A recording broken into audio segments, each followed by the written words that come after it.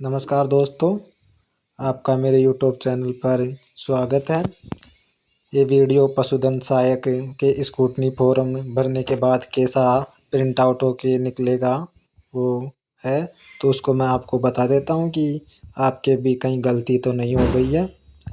और आप यदि भरवाना चाहते हो तो मेरे से कांटेक्ट कर सकते हो। मैं टेलीग्राम का लिंक नीचे दे दूँगा और उस लिंक पर जाके डिस्क्रिप्शन में आप मेरी आईडी पर मैसेज करोगे तो आप मेरे से कांटेक्ट कर सकते हो। तो धन्यवाद दोस्तों, हम चलते हैं। उससे पहले आप अपना लाइक और सब्सक्राइब ज़रूर करें। तो ये पशुधन सहायक का स्क्रूटनी फॉर्म है, भरने के बाद मैं आपको बता देता हूँ। यहाँ पर क्या आ जाएगी,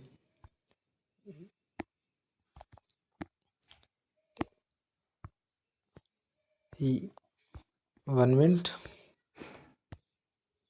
यहाँ पर जब आप डेट को सबमिट करोगे, वो सबमिट डेट यहाँ पर आ जाएगी। ये आपके डिटेल्ड एप्लीकेशन नंबर ये जारी होंगे, है ना। यही है, आपके रसीद कट गई उसके बाद आपका ये विस्तृत आवेदन फॉर्म भर चुका है, उसके नंबर हैं। इन्हीं से आगे डाटा विभाग के पास जाएगा आरएसएसबी के माध्यम से।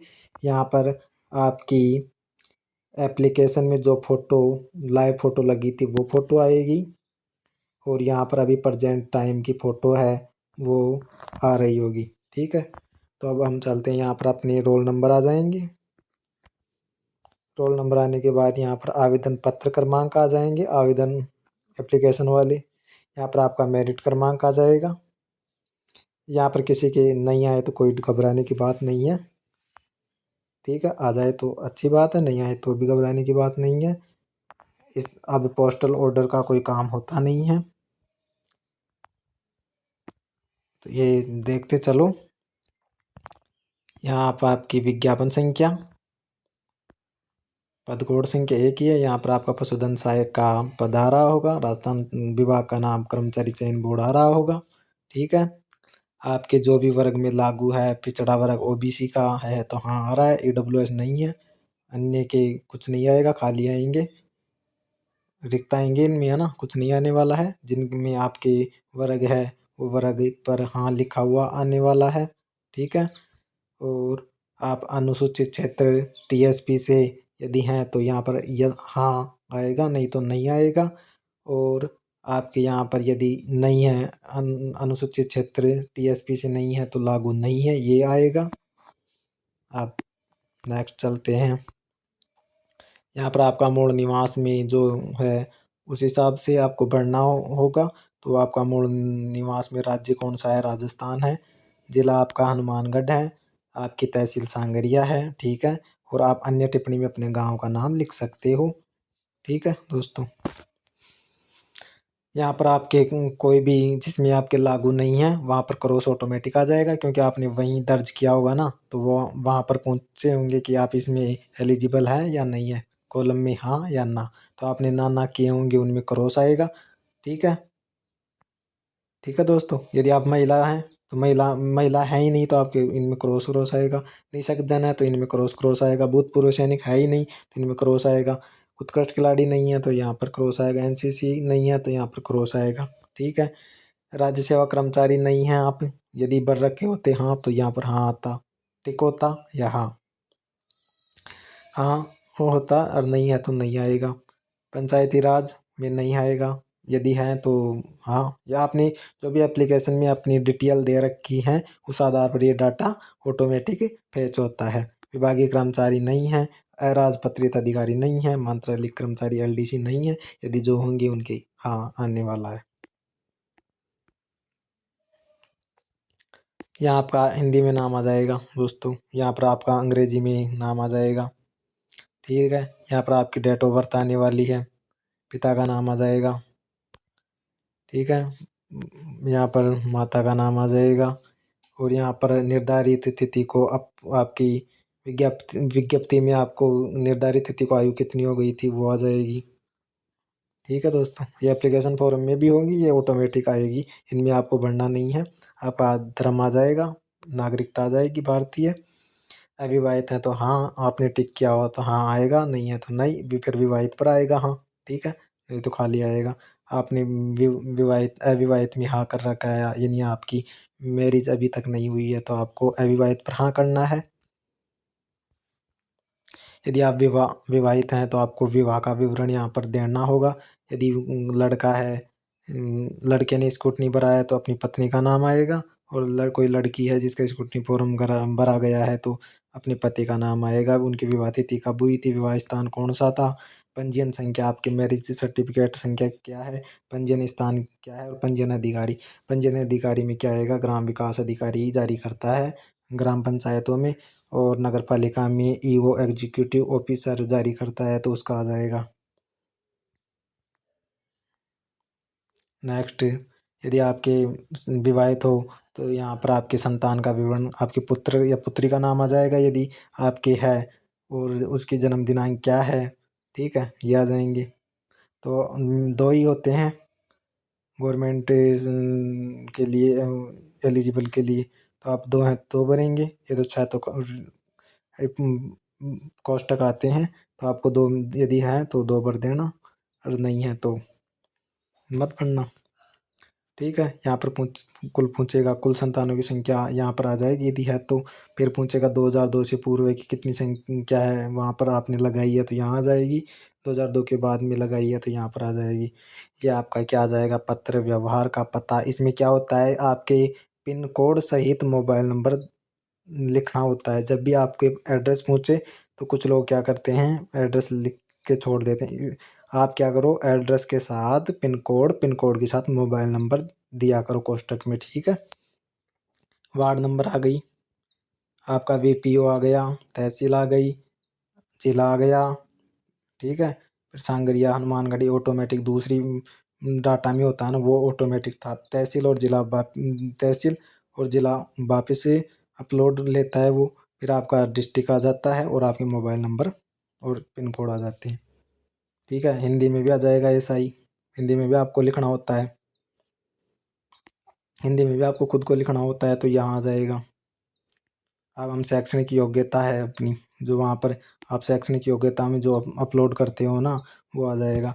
इसमें क्या है कि 10th की रोल नंबर आपको लिखने होते हैं, वहाँ पर कितने में से कितने अंक आए वो लिखने होते हैं। परसेंटेज में आपकी कितनी मनी वो आ जाएगी, और दिनांक किस तारीख को आपने पास किया था वो आ जाएगी। यहाँ पर ऐच्छिक विषय नॉट एप्लीकेबल ही आएगा।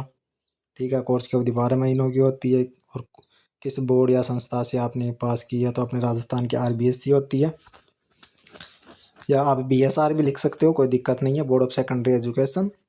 यह हो गया Rajasthan board of secondary education हो गई, और board of secondary education Rajasthan होगी। बीएसआर भी लिख सकते हो, आरबीएससी भी लिख सकते हो। 12th की आपके रोल नंबर आ जाएंगे, आपके प्राप्तांक कितने हैं, परसेंटेज में 74 है। आपका स्ट्रीम साइंस, क्योंकि पशुधन सहायक वाले साइंस वाले होते हैं, तो साइंस आएगी आपकी। वही कोर्स की अवधि 12 महीने आपको दर्शानी होती है, वही आरबीएस या बीएसआर आप कुछ भी दर्शा सकते हो। अभी आपके डिप्लोमा की आ गई, डिप्लोमा की आ गई है ना, और यहाँ पर आपके रोल नंबर आ जाएंगे, आपने कितने में से कितने अंक प्राप्त किए वो आ जाएंगे, परसेंटेज आपकी कितनी बनी, या किसी के ग्रेड भी होते हैं। यहाँ पर आपकी डिग्री डिप्लोमा का नाम आ जाएगी, आपकी यूनिवर्सिटी का नाम आ जाएगा। ठीक है, अब किसी के पास कंप्यूटर है तो कंप्यूटर सर्टिफिकेट भी लगा सकते हो, वही चीज़ें आ जाएंगी। किसी के पास स्नातक है तो स्नातक, और एमए आदि स्नातक है तो आदि स्नातक भी लगा सकते हो। बीएड है किसी के पास तो बीएड भी लगा सकते हो। नेट जेआरएफ है तो वो भी लगा सकते हो, लेकिन आपको इनमें लगानी नहीं है। ठीक है दोस्तों, तो आपको इनमें आपको तीन ही चीज़ें लगानी है। पहले मैं यहाँ पर बता देता हूँ, 10th की, 12th की, और अपनी डिप्लोमा की। डिप्लोमा, ठीक है, आपको यही लगानी है, इसके अलावा कुछ नहीं लगानी है। यहाँ पर हो तो भी लगा दीजिए, कंप्यूटर सर्टिफिकेट हो तो वो लगा देना, क्योंकि आपकी पता नहीं कभी कंप्यूटर कोई मांग कर दे, तो इसलिए लगा सकते हो, बाकी कोई ज़रूरत नहीं है। 10th 12th और डिप्लोमा ही कंपलसरी है। क्या इंटर्नशिप में आपके कुछ नहीं आने वाला है। ठीक है, यहाँ पर रजिस्टर्ड संस्थान, ये मेडिकल काउंसलिंग वालों के लिए होती है, राजस्थान नर्सिंग वालों के लिए होती है। तो इनमें आपको कुछ नहीं भरना है, खाली छोड़ना है। आपके पास अनुभव प्रमाण पत्र है तो भरोगे, नहीं है तो कुछ मत भरना, खाली छोड़ देना। अतिरिक्त चीज़ें इनमें आपके पास आएंगी तो कुछ मत भरना यहाँ पर, ठीक है। सबको खाली छोड़ देना, यहाँ पर कुछ नहीं आने वाली। ये पूछेगा कि आपको कभी डिबार किया गया है, ब्लैक लिस्टेड किया गया है किसी परीक्षा में, तो आप इनमें सब में खाली छोड़ना है, ठीक है दोस्तों। आप मेरे यूट्यूब चैनल को सब्सक्राइब ज़रूर करना दोस्तों। यहाँ पर आपकी क्या आ जाएगी, स्थान आ जाएगा, यहाँ पर दिनांक आ जाएगी जिस दिन को आप सबमिट कर रहे हो वो, यहाँ पर अपने हस्ताक्षर आ जाएंगे, देख लेना दोस्तों, यही है। अब ये है, ठीक है दोस्तों। अब मैं आपको बताता हूँ, ये है। इनमें क्या है कि आपके अंक तालिका की डिटेल्स वहाँ चढ़ चुकी है। अब यहाँ पर पूछेगा कि आपके 10th के जो क्या है अंक अंक पत्र है ना, उनके प्रमाण पत्र बोलते हैं, उनको यहाँ पर अपलोड करना होता है। तो क्या है कि 2011 के बाद मार्कशीट में विद फोटो आ रही है ना, तो फिर वो अंक पत्र यानी कि मार्कशीट और प्रमाण पत्र वो एक ही है। अरे 2011 से पहले की है तो उनकी क्या है कि दो लगेंगे उनकी। तो आप यहाँ पर अपनी अंक मार्कशीट मत लगाना, प्रमाण पत्र लगा देना, ठीक है। तो ये क्या है कि आप यही 10th की मार्कशीट ही लगाएंगे क्योंकि उसी में है दोनों, अंक पत्र विथ फोटो मार्कशीट है तो वो अंक पत्र भी है, मार्कशीट भी है और प्रमाण पत्र भी है, ठीक है। तो 10th सेकेंडरी का पूछ रहा है तो उसके जारी क्रमांक, ये जारी क्रमांक किधर होते हैं मैं बता दूं, मार्कशीट के, जैसे कि मैं यहाँ पर बता ही देता हूँ आपको। ये मार्कशीट होती है, ठीक है दोस्तों। मार्कशीट के दाईं ओर यहाँ पर नंबर होते हैं टॉप ही टॉप में, या तो दाईं तरफ मिलेंगे या बाईं तरफ टॉप ही टॉप में नंबर मिलेंगे, वो प्रमाण पत्र होते हैं, किन्हीं के दाईं ओर है किन्हीं के बाईं ओर है, तो आप देख लेना, वो प्रमाण पत्र जारी क्रमांक होते हैं, ठीक है। तो आप क्या करोगे, वो यहाँ पर लगाने होते हैं। तो सेकेंडरी के यहाँ पर जारी क्रमांक, ठीक है, और उसकी दिनांक वो नीचे होती है, ये नीचे क्या नीचे होती है, नीचे नीचे लेफ्ट कॉर्नर की ओर होती है डेट, ठीक है। यहाँ पर संलग्न संख्या में ये क्या है कि ऑटोमेटिक उठा लेती है ना, ये तो 10th की मार्कशीट की डिटेल है तो इनमें संलग्न संख्या एन ए दिखाएगा, ऐसे 12th की एन ए दिखाएगा क्योंकि फेज हो जाती है ये तो। अब इनकी क्या करती है, अभी स्नातक की मार्कशीट में भी क्या करना है आपको, वहाँ डिटेल्स छटाई थी ना, वो आ जाएंगी यहाँ पर, तो इनमें तो कुछ नहीं करना है। स्नातक डिप्लोमा, तो आपको इनमें तो एन ए आएगा, इनमें कुछ नहीं करना है। अब यहाँ से है उपाधि, ये है चौथे पॉइंट से आपके डॉक्यूमेंट अपलोड करने होते हैं, जिनमें आपको संख्या बतानी होती है कितने अपलोड किए हो आप, ठीक है। तो आप क्या करोगे, उपाधि सेकेंडरी की, तो उसके जारी क्रमांक जो मैंने बताई है दाएं या बाएं कोने पर टॉप टॉप में मिलेंगे, उसकी डेट संलग्न संख्या 1। सीनियर सेकेंडरी, तो उसके भी जारी क्रमांक आ जाएंगे, और सीनियर सेकेंडरी के क्या करते हैं कुछ लोग आगे और पीछे की, कुछ के दो भी होते हैं तो दोनों को लगा देते हैं, और कुछ आगे और पीछे की लगा के उनको दो बता देते हैं। या एक तरीका तो ये, या आप पहले एक डॉक्यूमेंट चढ़ा दिए तो एक नंबर दे दो, तो दूसरा चढ़ा रहे हो उसे दो दे दो, तीसरा चढ़ा रहे हो उसे तीन दे दो, ऐसा भी कर सकते हो,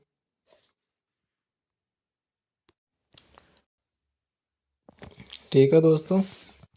और ऐसे ही आपके उपाधि प्रमाण पत्र किसका आ जाएगा, डिप्लोमा का आ जाएगा, ये डिप्लोमा का आ जाएगा, डिप्लोमा के जारी क्रमांक आ जाएंगे, कब जारी हुआ था, संलग्न संख्या तीसरे नंबर पर है तो 3 लिख देना। या क्या करोगे, इनकी भी संख्या 1 है तो 1 लिख देना, इनकी संख्या 1 है 1 लिख देना, इनकी संख्या 1 है 1 लिख देना, कोई प्रॉब्लम नहीं होगी इसमें, आप अपनी सुविधा के अनुसार लिख सकते हो। चरित्र प्रमाण पत्र में एक चरित्र प्रमाण पत्र 3 होते हैं, यहाँ पर जारी क्रमांक को चरित्र प्रमाण पत्र पर जो क्रमांक देते हैं वो लिख देना, या कुछ नहीं है तो फिर 1, ठीक है, और उनकी डेट लिख देना, कब जारी हुआ था, क्योंकि ये तो कॉलेज के टाइम में लाया हुआ है ना, तो उस आधार पर लिखा हुआ है। बाकी दो तो लेटेस्ट वाले चाहिए। ये क्या है कि जब डिप्लोमा पूरा हुआ उसके बाद का लग जाता है, क्योंकि इसमें कोई ऐसा नियम नहीं है कि 6 महीने का हो। लेकिन फर्स्ट ग्रेड गजिटेड वाला 6 महीने तक का ही वैलिड होता है, और आपकी कॉलेज वाला कभी भी मान्य हो जाता है। तो ये वो डेट आएगी, ठीक है। इनकी संख्या आप यदि 3 हो जाएंगे, 1+2 3, तो यहाँ पर 3 लिख देना, या आप तो क्रम से चल रहे 1 2 3 4, वैसे भी सही है। मूल निवास प्रमाण पत्र ये ऑटो वेरीफाइड हो जाता है। यदि ऑटो वेरीफाइड नहीं होता है तो मैनुअल तरीके से अपलोड कर देना। जाति प्रमाण पत्र ऑटो वेरीफाइड हो जाता है, या ऑटो नहीं होता है तो मैनुअल भी कर सकते हो आप। अन्य प्रमाण पत्र, आपके पास कोई अन्य प्रमाण पत्र है यानी कि एफिडेविट है किसी का, तो वो यहाँ पर लगा सकते हो, उनका क्रमांक लिख सकते हो 1। अंक पत्र, यदि कि आपके पास स्नातक है तो स्नातक का नहीं है तो खाली छोड़ सकते हो इसी तरह, ठीक है। इसी तरह खाली छोड़ सकते हो। उसका भी यदि उपाधि प्रमाण पत्र तो खाली NOC है, किसी आप जॉब में हो तो उसकी भी, नहीं है तो कोई दिक्कत नहीं है, ठीक है। यहाँ पर आपको कुछ नहीं करना है। यहाँ पर आपको कार्यालय टिप्पणी, वो कार्यालय यानी कि आपकी ऑफलाइन DV होगी उस टाइम यहाँ पर टिप्पणी लिखेंगे वो, और यहीं पर हस्ताक्षर करेंगे वो, ठीक है दोस्तों। ये शिक्षा संबंधी प्रमाण पत्र आपका, ठीक है। ये आपको पढ़ लेना है, ये आपको पढ़ लेना है, और उसके बाद में आपको संस्था प्रधान राजपत्रित अधिकारी से क्या करवाना है, वो करवा लेना है। कब? जब आप फाइनल ईयर में थे, यानी कि डिप्लोमा के फाइनल ईयर में थे और तभी ये वैकेंसी आई थी, तब करवाना है, नहीं तो आपको कुछ नहीं करना है इसमें, ठीक है। बता दिया मैंने इसके बारे में। ये आपको तभी करवाना है जब आप वैकेंसी आई थी उसके फाइनल ईयर में थे, आपका रिजल्ट फॉर्म भरते टाइम नहीं आया था, बाद में आया था, लेकिन एग्ज़ाम से पहले आ गया था, तो भर लेना, वरना मत भरना, ठीक है, खाली छोड़ना है।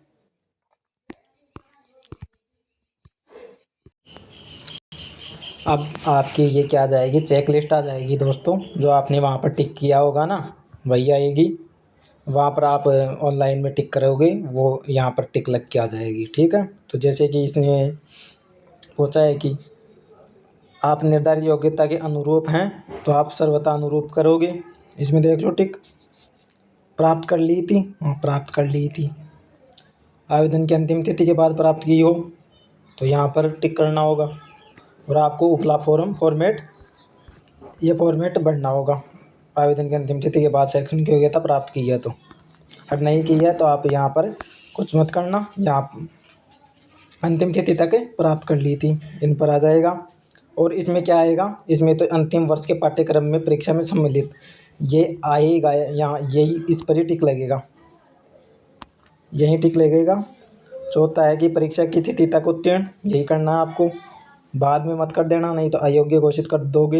यदि बाद में किए हो आप, रिजल्ट के बाद में आपकी योग्यता आई है तो आप ऑटोमेटिक अयोग्य हो जाओगे।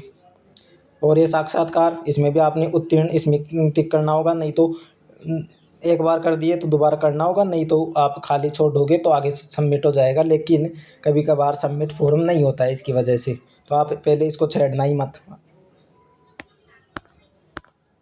श्रेणी में आप उसी श्रेणी में हो जिसमें आपने एप्लीकेशन फॉर्म भरा था, अभी भी उसी श्रेणी में हो, चेंज थोड़ी करवा रहे हो। चेंज करवाओगे तो क्या हो जाएगा, आपको वैसे रिजेक्ट कर देंगे, फिर आपको हाई कोर्ट की शरण लेनी होती है, तो वो बहुत लंबा लफड़ा हो जाता है, लेकिन आप कंसीडर कर लिए जाते हो बाद में। लेकिन आप सोच समझ कर फॉर्म भरा करो, यही है मेरी तो आपको। अभ्यर्थी आरक्षित श्रेणी का है तो आवेदन के अंतिम तिथि से पूर्व उसने सम्मिलित हो गया था, यही आएगा। राजस्थान का मूल निवासी है तो मूल निवासी पर आएगा, नहीं है तो नहीं पर आएगा, सही है। ये टिक उसी रूप है। TSP एरिया से आप हैं तो लागू करोगे, नहीं है तो नहीं, ठीक है। और यदि अभ्यर्थी आरक्षित श्रेणी का है किंतु उसका राज्य जन्म बाहर से हुआ है, या आपने मूल राज्य से उसी आरक्षित श्रेणी में साक्ष्य प्रस्तुत किया है, तो यहाँ पर हाँ या ना, तो आपको हाँ या ना इन पर कुछ नहीं करना है, ये आपको खाली छोड़ना है ना, ठीक है दोस्तों। ये नहीं, ऐसा टिक नहीं आएगा फिर वहाँ ऑनलाइन स्क्रूटनी में, तो ये हाँ, हाँ पर क्लिक करोगे तो यहाँ पर टिक आएगा, यदि नहीं करोगे तो यहाँ पर टिक आएगा, तो आप खाली छोड़ देना है इसको, इन दोनों को। अनुभव में आपको कुछ नहीं करना है, खाली छोड़ना है ये अनुभव वाले। यदि आप इन पे टिक करोगे तो ये सा टिक मिलेगा, ठीक है। तो आपको इनमें कुछ नहीं करना है, अनुभव को पूरे को खाली छोड़ना है। और आपका स्क्रूटनी फॉर्म ऐसे ही नहीं भरा जाता है, लगभग 2.5-3 घंटे तो आपको चाहिए ही चाहिए, क्योंकि क्या होता है कि एक फॉर्मेट के बाद फिर रीसाइट हो जाती है वो, फिर दोबारा। तो आप अभी जल्दी से जल्दी भर दिया करो स्क्रूटनी फॉर्म में। और यदि आप मेरे से भरवाना चाहते हो तो आप टेलीग्राम पर क्या लगाओगे, अपना यूट्यूब चैनल है कौन सा, रो को विथ जी के, इस पर आप टेलीग्राम पर सर्च करोगे तो इसमें क्या आ जाएगा, एक मैसेज खुलेगा, वो मैसेज कर देना, आपका नाम लिख के। आप पहले तो आप मेरे से कांटेक्ट करना, फिर मैं आपको डिटेल्स पूछ लूँगा, उस आधार पर भेज देना, ठीक है। फिर मैं आपको नंबर दे दूँगा, आप मेरे से भरवा सकते हो। फीस लगेगी जो तो लगेगी उसमें, ठीक है दोस्तों। लेकिन एक्सपीरियंस स्कूटनी फॉर्म भरने का 3-4 साल हो गए मुझे स्कूटनी फॉर्म। और यूट्यूब पर मेरा ही वीडियो है, जिस पर पहले वीडियो पर 14,000 लोगों ने देखा था अभी हाल फिलहाल। अभी दूसरा है, उस पर 5,000 लोगों ने देखा है। कुछ चीज़ें मैं इस हाइड कर देता हूँ, क्योंकि सिक्योरिटी की वजह से ऐसे पूरी चीज़ें नहीं दिखाई जा सकती, आप ही समझते हो, इसलिए।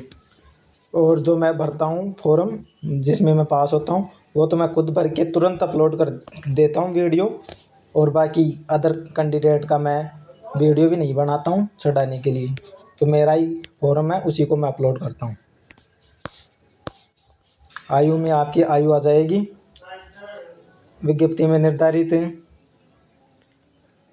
आयु आ जाएगी, है ना। यहाँ पर क्या आ जाएगी, ये तो विज्ञप्ति के अनुसार थी ना, तो यहाँ पर चॉइस के अनुसार आपकी कितनी थी, ये तो इसमें कितनी वर्ष थी वो ऑटोमेटिक आ जाएगी। न्यूनतम 18 रहती है, अधिकतम 40 होती है। आप कितने महीने के हो गए वो यहाँ पर आ जाएगी, ऑटोमेटिक आएगी, वहाँ आप अपलोड करोगे उस हिसाब से। ये नेक्स्ट पन्ना, अधिकतम आयु सीमा में आप छूट चाहते हो, यदि आप SC ST से हो या OBC से हो, 5 वर्ष की छूट लिए हो, तो यहाँ पर टिक करना होता है आपको ऑनलाइन में ही, तब यहाँ पर टिक देखने को मिलेगा।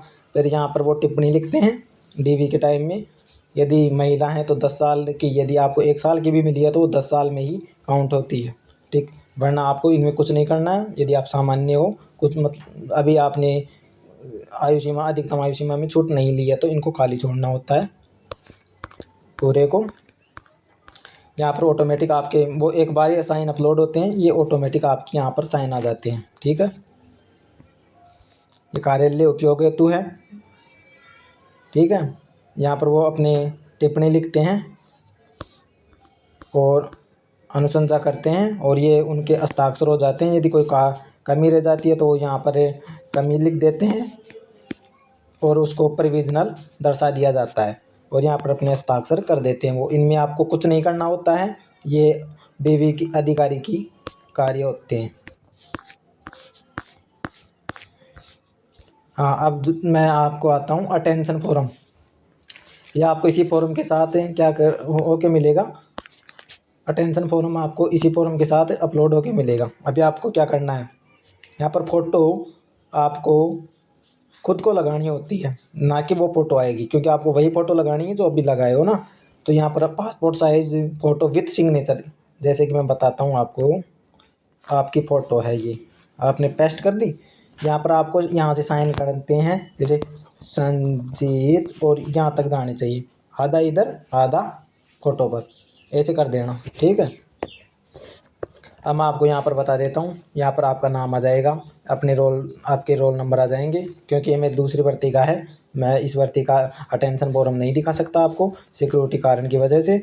और ये क्या होता है कि ये पुलिस वेरिफिकेशन के लिए यही आगे जाता है विभाग, यानी कि आपको जो भी पशुपालन विभाग है वो अटेंशन फॉर्म, इसी अटेंशन फॉर्म को पुलिस वेरिफिकेशन के पास भेजता है बाद में, आपका एक तो आपका पुलिस वेरिफिकेशन आप खुद करवा लोगे, पुलिस वेरिफिकेशन है ना, आप खुद स्वयं करवाओगे। उसके बाद आपको ज्वाइनिंग के बाद विभाग भी आपका अटेंशन फॉर्म पुलिस वेरिफिकेशन के लिए भेजता है। ओके दोस्तों, यहाँ पर आपके विलेज आ जाएगा, पोस्ट आ जाएगी, आपका डिस्ट्रिक्ट आ जाएगा, पिन कोड आ जाएंगे आपके। ठीक है दोस्तों, यहाँ पर हिंदी में आ जाएगा आपके, ये पिन कोड आ जाएंगे। अब हम चलते हैं, इन पर कुछ नहीं करना, ये ऑटोमेटिक आपको भरे भराए मिलेंगे। और ऐसा ही अटेंशन फॉर्म आपको क्या करना है, भर के अपलोड भी करना था, जो मैंने फॉर्म में बता दिया था। ठीक है दोस्तों, यहाँ पर आपकी डेट ऑफ बर्थ आ जाएगी, कितने ईयर के हो गए हैं, आपके डिस्ट्रिक्ट विस्ट्रिक्ट आ जाएंगे। ये ऐसा ही भर लेना जो, और अटेंशन फॉर्म कैसे भरते हैं उसका वीडियो मैं जल्दी बता देता हूँ, ऑफलाइन वाला जो आपके अपलोड होता है। ठीक है दोस्तों, यहाँ पर आपके एड्रेस आ जाएंगे, जो आपने 15 ईयर के बाद में जो भी अचीवमेंट किए हैं एजुकेशन में, उनकी डिटेल्स आ जाएंगी, कहाँ कहाँ से किए हो। ठीक है, जिसमें आप 10th की बता देना, 12th की बता देना और डिप्लोमा की बता देना। ठीक है दोस्तों, या आप अपने 2 रिप्रेजेंटेटिव लोगों को जानते हो, उनके नाम बता देना। और अब बता देता हूँ मैं आपको क्या करना है। यहाँ पर आपने कैंडिडेट के साइन कर देना है ना, कैंडिडेट के साइन आ जाएंगे। यहाँ पर आप डेट लिख देना, यहाँ पर आप पैलेस लिख देना। ठीक है,